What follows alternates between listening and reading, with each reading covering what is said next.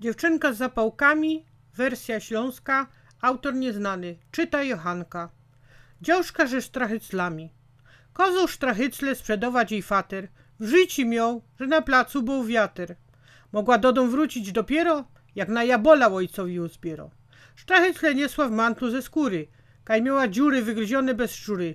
Widok ten był pierońsko ponury, jak siwe po burzy na niebie chmury.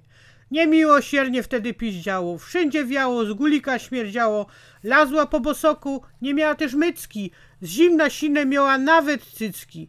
Nikt jednak nie chciał sztrachycli pozyskać, a śnieg zaczął z wichrem jeszcze bardziej trzyskać.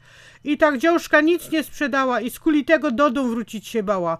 Wykamaną była, bo nic nie jadła, bez to ze zmęczenia na zolu przysiadła. Zimno jej było, bez tu się skuliła, aby się ogrzać, sztrahycle spoliła. A jak sztrachycle się dziążce skończyły, to ze zimna zmarzły jej i żyły. Szczimała jeszcze ino pora godzin. Umarła w nocy, w przeddzień urodzin. Jak kiedyś łoboczysz jakoś dziwucha, to sztrachycle sprzedawał zawierucha, kup łodniej narost sztrachycle wszystkie, by ojciec łodniej nacieszył się piewskiem.